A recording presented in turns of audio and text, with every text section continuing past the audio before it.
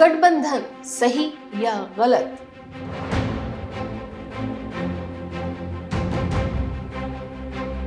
हमारे देश में जितनी भी राजनीतिक पार्टियां हैं, चाहे वो रीजनल हो या नेशनल, उन सभी की विचारधारा और एजेंडे कहीं ना कहीं एक दूसरे से अलग जरूर हैं। तो आखिर क्या कारण है कि वो अपनी आइडियोलॉजी और वैल्यूज से कॉम्प्रोमाइज करके गठबंधन करती हैं और सत्ता में आकर मिलकर सरकार चलाती हैं? भारत की राजनीति में गठबंधन की बात करें तो भाजपा के नेतृत्व में 1998 में राजनीतिक पार्टियों का एक ग्रुप एनडीए बना था। इसका पूरा नाम नेशनल डेमोक्रेटिक अलायंस है।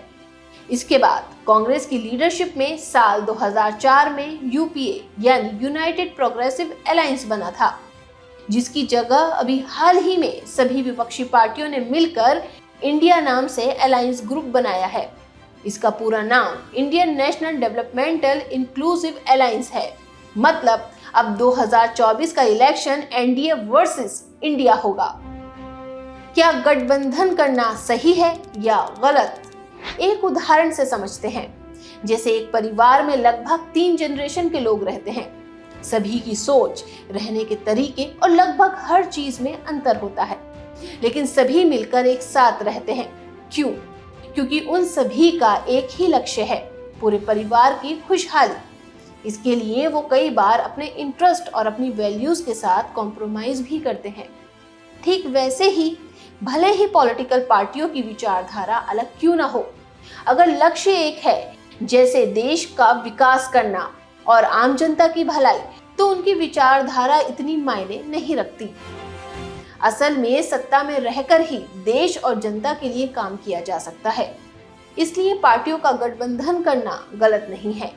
यहाँ विचारधारा नहीं, बल्कि पार्टियों के लक्ष्य और उद्देश्य मायने रखते हैं। गठबंधन की चुनौतियां। भारत एक डाइवर्स कंट्री है। सभी के अलग धर्म, कम्युनिटी और अलग सोच है। ऐसे में गठबंधन के बाद पार्टियों के लिए जो सबसे बड़ा चैलेंज है, वो जनता को अपने बारे में बताना है। किस तरीके से आप अपने अलायंस ग्रुप को जनता को प्रेजेंट करते हैं, ये जरूरी है, क्योंकि आमतौर पर सभी पार्टियां एक दूसरे के खिलाफ बोलती हैं। लेकिन अगर वही पार्टियां गठबंधन कर लेती हैं, तो जनता की इस पर क्या प्रतिक्रिया होगी? जनता को इस अलायंस का मकसद समझाना होगा, नहीं तो वो क्यों आप पर भरोसा करेंगी। और अगर जनता को समझाने में कामयाब हो भी गए, तो अगला चैलेंज मिलकर काम करना है।